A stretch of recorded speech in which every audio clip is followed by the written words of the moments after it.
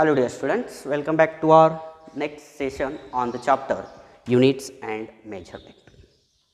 In last video, we learned about the second use of dimensional analysis, which is to establish the relation between related physical quantities. Okay, in this whole video, I think we solve 2 to 3 problems related to that use of dimensional analysis. Now in this video, our next use of dimensional analysis is to find the conversion factor, between units of same physical quantity but in different system of unit. Okay, same physical क्वांटिटीचे जे काही वेगवेगळ्या system of units मधले जे unit असतील त्या units मधला conversion factor आपल्याला फाइंड आउट करायचा आहे. फॉर एक्झाम्पल, सपोज जर लेंथचं एसआय युनिट आपल्याला माहिती आहे मीटर, लेंथचं एसआय युनिट आपल्याला माहित आहे मीटर, आणि त्याच लेंथचं दुसऱ्या सिस्टीम मधलं म्हणजे सपोज सीजीएस सिस्टीम मधलं युनिट घेऊया. सीजीएस सिस्टीम मधलं युनिट आहे सेंटीमीटर. तर 1 metre is equal to how much centimetre, म्हणजे हा जो काही कन्वर्जन फॅक्टर आहे. सपोज इथं आपल्याला माहित आहे 1 metre is equal to 100 centimetre. We know that 1 metre is equal to 100 centimetre, and that 100 or simply 10 raised to 2 is nothing but a conversion factor, and that conversion factor here we have to find. ह्या use मध्ये तो conversion factor आपल्याला find out करायचा आहे. त्या conversion factor विषयी आपल्याला discuss करायचं आहे. तो कन्वर्जन फॅक्टर डायमेन्शनल ॲनालिसिसचा यूज करून आपल्याला फाइंड आउट करायचा आहे. ओके, त्यासाठी मी प्रॉब्लेम ब्लॅकबोर्ड वरती लिहिलेला आहे. Determine the conversion factor between joule which is the SI unit of work. We know that SI unit of work is a joule, and here we have to determine the conversion factor between joule and erg. Erg means CGS unit of work. Okay, what is the question? Determine the conversion factor between joule and erg using dimensional analysis. Dimensional analysis चा use करून जे काही वर्कचं SI unit आहे joule आणि वर्कचं CGS unit आहे अर्ग, या दोघांमधला कन्वर्जन फॅक्टर आपल्याला डिटरमाइन करायचा आहे. तो जो काही फॅक्टर असेल तो फॅक्टर आपण डिटरमाइन करणार आहोत. म्हणजे आपल्याला काय करायचं आहे, joule is equal to how much erg find करायचं. हा कन्वर्जन फॅक्टर फाइंड आउट करायचा. त्याला सपोज मी एक्स कन्सिडर केलंय, त्या एक्सची व्हॅल्यू आपल्याला फाइंड आउट करायची आहे with the help of dimensional analysis. And now let us do that. आता हे करत असताना अगेन जसं लास्ट व्हिडिओमध्ये लास्ट यूजमध्ये आपण ज्या स्टेप्स फॉलो केल्या होत्या, काय स्टेप्स फॉलो केल्या होत्या. पहिले आपण ते इक्वेशन लिहून घेत होतो, त्यानंतर त्याचे डायमेन्शन्सची गरज आपल्याला पडत होती, नंतर प्रॉपोर्शनॅलिटीच्या फॉर्ममध्ये ते इक्वेशन्स आपण लिहित होतो. अगेन डायमेन्शन्स कंपेअर करत होतो. कंपेअर केल्यानंतर आपल्याला इक्वेशन्स मिळत होते. ते इक्वेशन्स सॉल्व केल्यानंतर त्या कॉन्स्टंटची व्हॅल्यू, त्याला आपण रॅशनल नंबर्स म्हटलं होतं, त्या रॅशनल नंबर्सच्या व्हॅल्यू, त्या रॅशनल नंबर्स कॉन्स्टंटच्या व्हॅल्यूज आपल्याला मिळत होत्या. ओके, आणि त्या कॉन्स्टंटच्या व्हॅल्यू वरती जे काही इक्वेशन आपल्याला मिळाले त्या इक्वेशनमध्ये पुट आउट केल्यानंतर सिम्पली आपण ते रिलेटेड फिजिकल क्वांटिटीजमधलं रिलेशन एस्टॅब्लिश करू शकत होतो. सिमिलर वेनी हाही प्रॉब्लेम आपण सॉल्व करणार आहोत. हे इक्वेशन आपण सॉल्व करणार आहोत. याच्यासाठी ही स्टँडर्ड स्टेप्सच असणार आहे. त्या स्टेप्स तुम्ही लक्षात ठेवणार आहात. आता क्वेश्चनकडे येऊया. Determine the conversion factor between joule and erg using the dimensional analysis. This is our problem. Let's come towards the solution. तुम्ही ह्या ज्या काही स्टेप्स मी फॉलो करतो आहे, ज्या स्टेप्स तुमच्यासमोर ब्लॅकबोर्डवरती मी लिहितो आहे, त्या स्टेप्स तुम्हाला फॉलो करायचे प्रत्येक प्रॉब्लेम याच्या संदर्भात सॉल्व करण्यासाठी, प्रत्येक क्वेश्चन याच्या संदर्भात आन्सर करण्यासाठी. ओके, आता मी सोल्युशन म्हणतो. सपोज असं कन्सिडर करूया 1 joule is equal to x erg. 1 joule is equal to x erg मी कन्सिडर केलं. जूल SI युनिट असणारे वर्कचं आणि अर्ग हे CGS युनिट असणार आहे वर्कचं. सिम्बॉलमध्ये जर लिहायचं असेल तर 1 joule is equal to x erg. अर्गसाठी हाच सिम्बॉल आपण यूज करणार आहोत, ERG. 1 joule is equal to x erg. Okay, now here we have to put the dimensions. आता आपल्याला डायमेन्शन्स या इक्वेशनमध्ये पुट आउट करायचे आहेत. We know that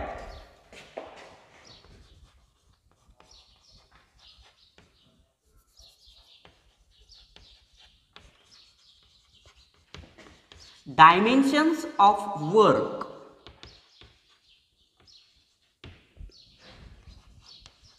or simply a dimensional formula for work is L2 M1 T minus. Work साठीचा dimensional formula आपल्याला माहिती आहे L2 M1 T मायनस. तो तुमच्या बुकमध्ये जो काही टेबल दिलाय पेज नंबर 6 वरती टेबल 1.3 आहे. या टेबलमध्ये ते डायमेन्शन्स तुम्हाला दिले. तुम्हाला मी पहिलेही सांगितले तो टेबल तुमच्या दृष्टीने खूप महत्त्वाचा आहे.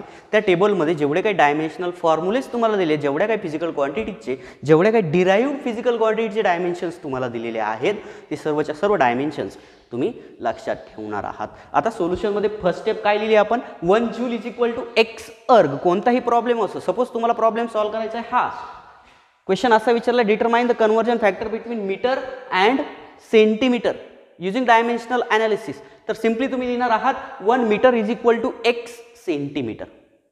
सेम स्टेप प्रत्येक प्रॉब्लेमसाठी आपल्याला फॉलो करायचे आहे. ओके, मग स्टेप्स फॉलो केल्यात. सिम्बॉलमध्ये इक्वेशन लिहिलंय 1 joule is equal to x erg. याला मी म्हटलंय equation number 1 where x is a conversion factor. X काय असणार आहे, कन्वर्जन फॅक्टर असणार आहे. And now we know that dimensions of work is, हे डायमेन्शन्स तुम्हाला लक्षात ठेवावे लागणार आहे. वर्कचे dimensions L2 M1 T minus. We know that dimensions of work is L2 M1 T minus 2 and substitute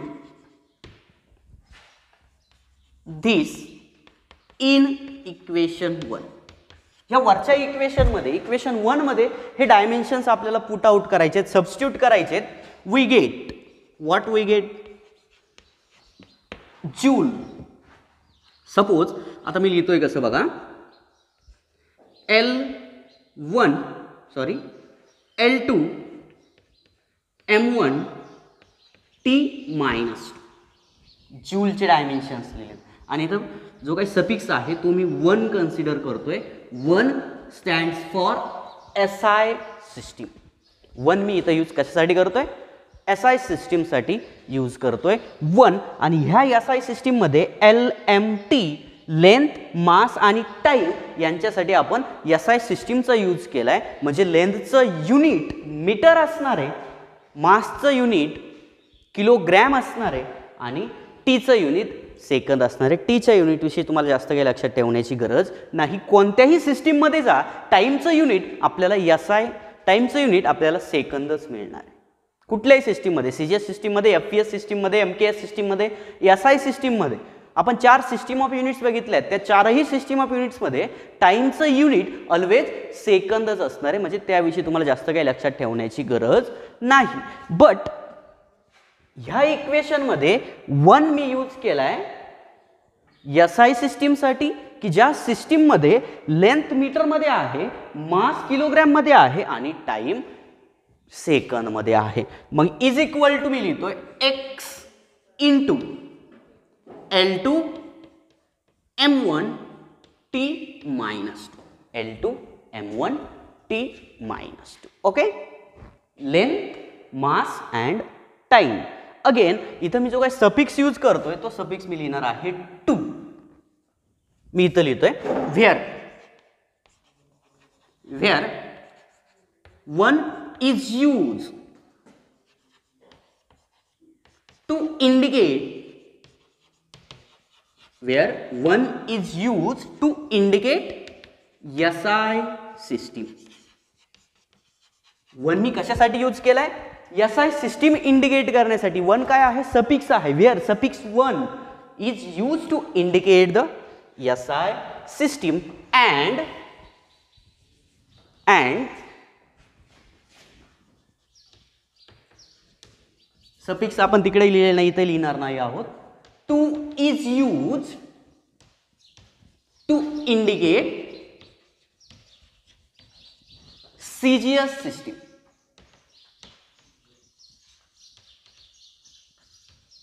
Where 1 is used to indicate SI system and 2 is used to indicate the CGS system. And from this equation x is equal to, therefore x is equal to काय होईल, x साठी जर equation rearrange केलं तर वरती dimensions येणार SI सिस्टीमचे L2 M1 T minus 2 1 1 1 1 indicate SI system. Okay, त्यानंतर डिनॉमिनेटरला येणार L2 M1 T minus 2, सफिक्सला आपण 2 लिहिणार आहोत.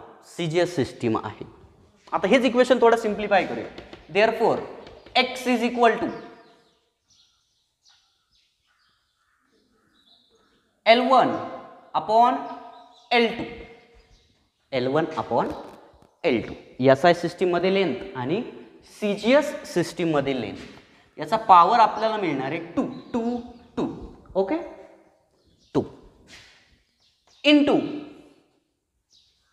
M1 SI सिस्टीम मध्ये मास आणि CGS सिस्टीम मध्ये मास M2, याचा पॉवर आपल्याला मिळतोय 1 into T1 upon T2, power आहे -2. ओके, आता यानंतर आपण युनिट्स फिल करणार आहोत, युनिट्स इन्सर्ट करणार आहोत. ओके, सेम स्टेप्स लक्षात ठेवा. मी पुन्हा पुन्हा सांगतोय, कुठलाही प्रॉब्लेम असो, तुम्हाला डायमेन्शनल ॲनालिसिसच्या ह्या थर्ड यूज विषयी कुठलाही प्रॉब्लेम विचारू द्या, कोणताही प्रॉब्लेम असू द्या, त्या प्रॉब्लेमसाठी सेम स्टेप्स आपल्याला फॉलो करायच्या आहेत. SI सिस्टीममध्ये लेंथ मास टाईमचं युनिट मास आहे, तरी लेंथचं युनिट मीटर आहे, टाईमचं युनिट सेकंद आहे आणि मासचं युनिट किलोग्रॅम आहे. ओके, CGS मध्ये लेंथचं युनिट सेंटीमीटर, मासचं युनिट ग्रॅम आणि टाईमचं युनिट अगेन पहिले सांगितल्याप्रमाणे टाईमच्या युनिट्समध्ये कुठलाही फरक पडत नाही कोणत्याही सिस्टीमविषयी तुम्ही डिस्कस करत असो. ओके, मग यानंतर युनिट्स आपण इन्सर्ट करणार आहोत. L1 x is equal to लेंथचं युनिट आहे 1 indicate SI system, SI system मध्ये लेंथचं युनिट आपल्याला मिळतंय किलोग्रॅम kg अपॉन ग्रॅम, फक्त g, ॲक्सिलरेशन ड्यू टू ग्रॅव्हिटीचं g नाही, g for gram here. Symbol change होऊ शकतं, सिम्बॉलचं मिनिंग चेंज होऊ शकतो, बट g म्हणजे काय असणार आहे, ग्रॅम. ओके, रेस टू 2 आहे इंटू, सॉरी, लेंथचं मीटर आहे m, लेंथचं युनिट आहे मीटर आणि CGS युनिट आहे सेंटीमीटर. इकडं मासचं असणार आहे kg आणि ग्रॅम रेस टू 1 असणार into second upon second raise to -2. Okay, आता यानंतर मीटरचं कन्वर्जन सेंटीमीटर मध्ये करून घेऊया. We know that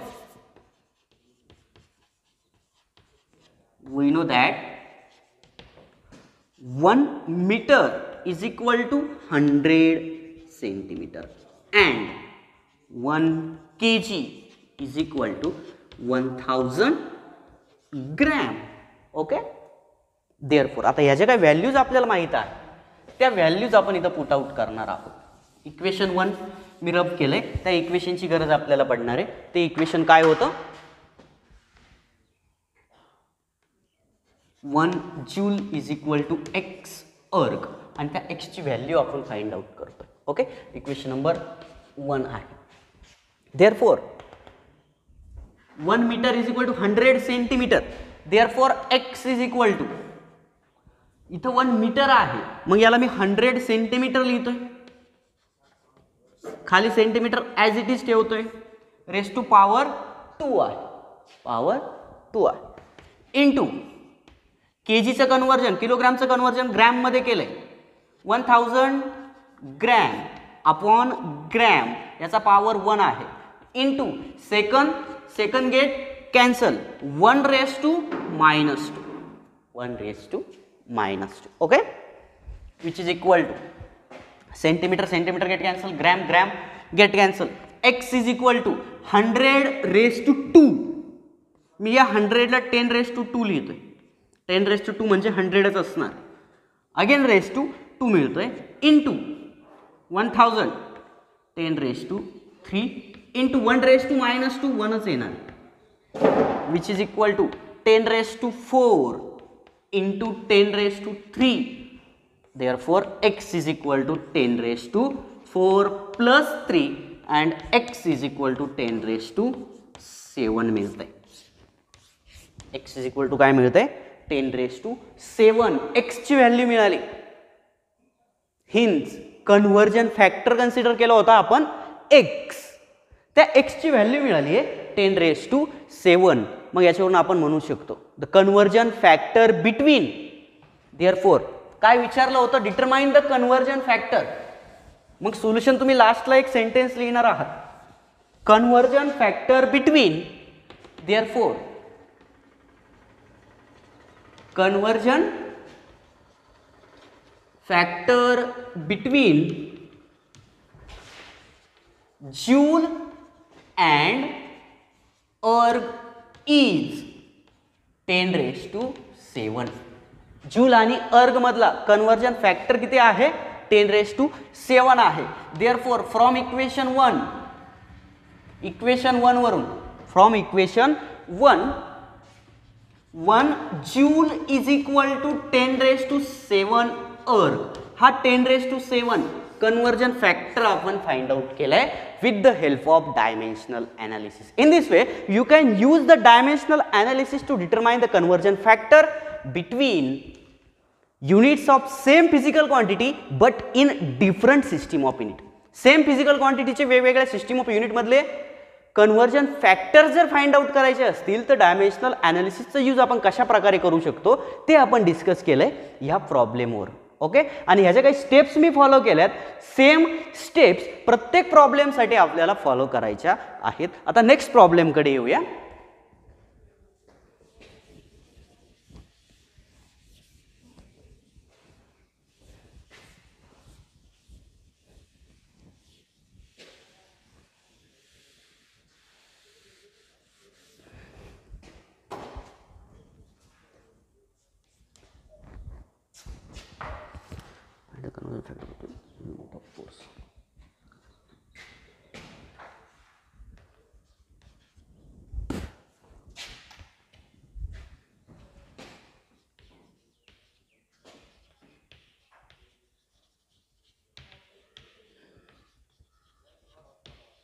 next problem आपण घेतोय, find the conversion factor between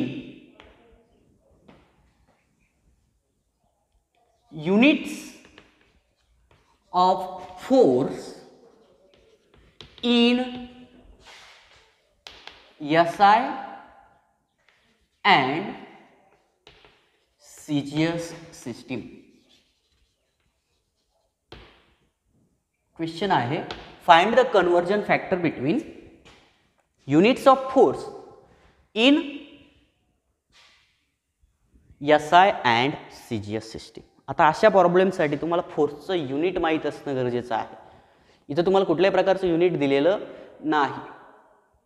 मग फोर्सचं SI युनिट काय आहे आपल्याला माहित, SI युनिट आहे न्यूटन, ओके, आणि CGS युनिट डाइन, आणि 1 newton is equal to how much dyne, तो कन्वर्जन फॅक्टर आपण फाइंड आउट करणार आहोत with the help of dimensional analysis. आता सोल्युशन मध्ये आपण लिहिणार आहोत SI युनिट ऑफ फोर्स आता प्रॉब्लेममध्ये युनिट्स मेन्शन केलेले नाहीये, मग सोल्युशनमध्ये ते युनिट्स आपल्याला पहिले मेन्शन करून घ्यावे लागतील. याचा unit of force is Newton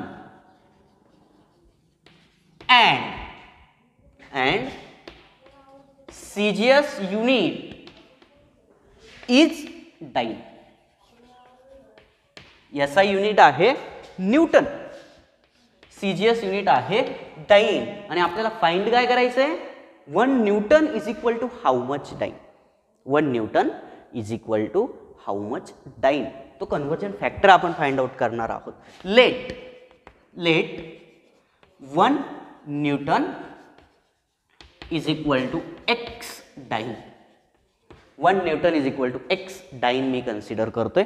symbolically आपण लिहू शकतो 1 न्यूटन n आणि डाइन साठी ॲज इट इज ठेवूया x डाइन. त्या x ची व्हॅल्यू आपल्याला फाइंड आउट करायची. याला मी म्हटलं equation number 1. 1 newton is equal to x dyne. Okay. Again, next step, we know that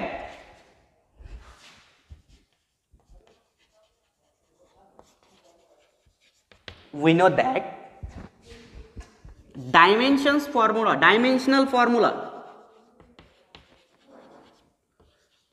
for force is, काय आहे फोर्सचा dimension formula? Dimensional formula for force L1 M1 T minus 2 is L1 M1 T minus 2. ओके. यानंतर काय लिहिणार आहोत? Substitute in equation 1 we get. हा dimensional formula equation 1 मध्ये पुट केल्यानंतर आपल्याला काय मिळते? Substitute in equation 1, we get L1 M1 T minus 2 1 1 1. आठवतंय का काय स्टेप्स फॉलो केले होते? 1 indicate SI system, suffix 1 indicate SI system and 2 indicate CGS system is equal to x into L1 M1 T minus 2 suffix आपण 2 घेणार आहोत. Again where 1 indicates SI system and 2 indicate CGS system. 1 कशासाठी use केलाय? SI system. Where आता already इथं suffix 1 म्हणायला पाहिजे होतं. Suffix 1 indicate SI system and suffix 2 indicate CGS system. Okay. Therefore x is equal to equation rearrange केल्यानंतर L11 M11 T1 minus 2 upon डिनॉमिनेटरला काय येत आहे? CGS सिस्टीम येते. L21 M21 T2 minus 2. Okay. Next step आठवते का? Therefore x is equal to आपण separate करून घेत होतो L1 upon L2 race to 1 1 1 मिळतोय into M1 upon M2 raise to आपल्याला पॉवर मिळतोय 1 into T1 upon T2 raise to power मिळतोय -2. रेस टू पॉवर आपल्याला मिळतोय -2. ओके. यानंतर आपण SI युनिट आणि CGS युनिट इन्सर्ट करत असतो.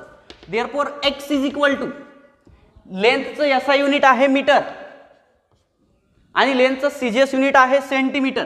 Therefore metre upon centimetre raise to 1 into मासचं SI unit kg upon CGS unit gram raise to 1 into time विषयी काही डिस्कस करण्याची गरज नाही. युनिट आपल्याला माहिती आहे second upon second raise to -2. Second cancel out होते. Again we know that 1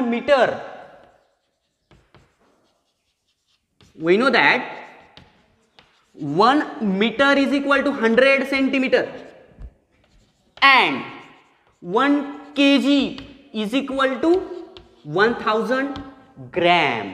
put this values in above equation, then we get, ह्याच्या काय व्हॅल्यूज आहे 1 metre is equal to 100 centimetre आणि 1 kilogram is equal to 1000 gram. ह्या values ह्या वरच्या equation मध्ये आपण पुट करणार आहोत. इक्वेशन मध्ये व्हॅल्यूज पुट केल्यानंतर इक्वेशन 1 तुम्ही ध्यानात ठेवणार आहात. पहिले इक्वेशन 1 मध्ये त्या व्हॅल्यूज पुट केल्यानंतर काय मिळतंय, x is equal to we get, एक सेंटेन्स आहे, put this values in equation 1 नाही, इन अबो इक्वेशन, वरच्या इक्वेशन मध्ये पुट केल्यानंतर, आणि वी गेट काय मिळतंय आपल्याला, x is equal to metre म्हणजे किती 100 centimetre divide by centimetre raise to power आहे 1 into 1000 gram upon gram, power आहे 1 इंटू 1 रेस टू मायनस 2 मिळतोय. सेकंड गेट कॅन्सल, 1 राहतोय, 1 रेस टू मायनस 2 आपल्याला मिळणार आहे. Okay, centimetre get cancel, gram get cancel, therefore x is equal to 100 into 1000 into 1 ची कोणतीही power घ्या, आन्सर 1च येणार, 1 मिळतोय. 100 ला मी लिहितोय 10 रेस टू 2, 1000 ला लिहितोय 10 raise to 3 into 1, therefore x is equal to 10 raise to 2 plus 3. पॉवरची ऍडिशन होते जर मल्टिप्लिकेशन असेल तर, मल्टिप्लिकेशन जर असेल तर पॉवरची आपण ऍडिशन करत असतो, ती ऍडिशन मी लिहिली 2 plus 3. Therefore, x is equal to 10 raised to 5 and this is the conversion factor or this is the required solution of our problem. हे आपल्या प्रॉब्लेमचं हवं असलेलं सोल्युशन असणार आहे 10 raised to 5. Therefore, we can say that conversion factor between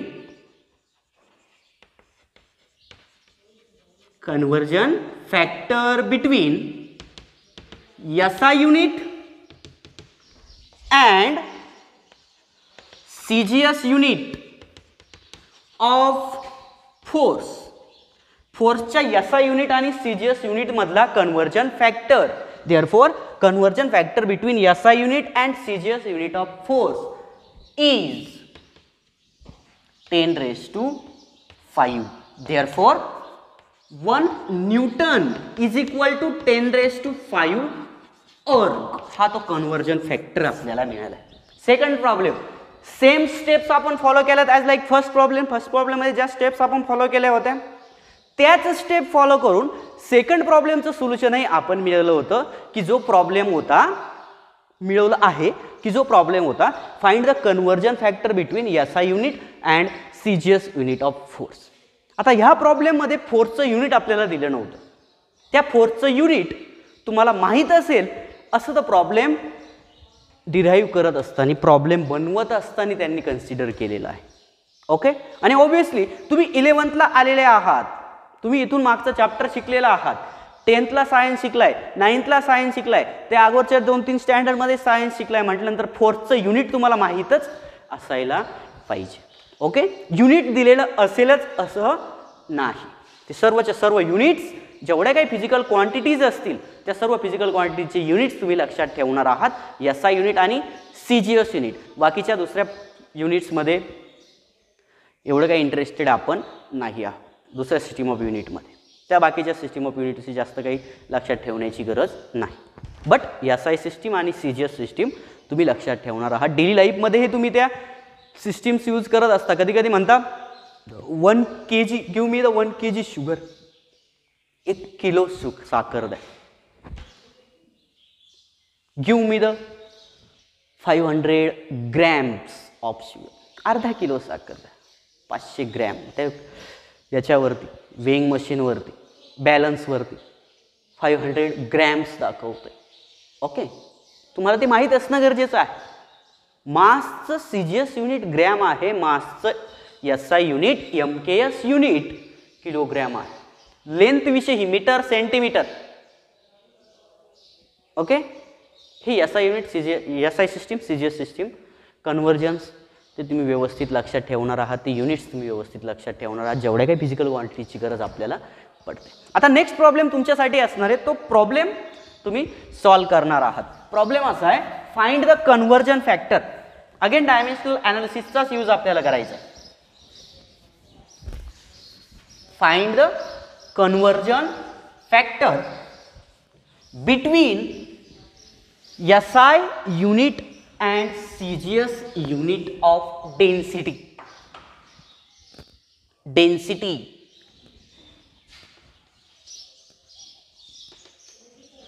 काय असते density?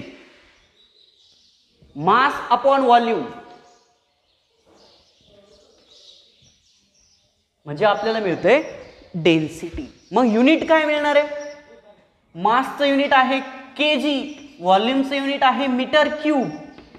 KG per metre cube. Okay, थोडा complicated problem होणार आहे आणि तो तुम्ही व्यवस्थितपणे सॉल्व्ह करणार आहात.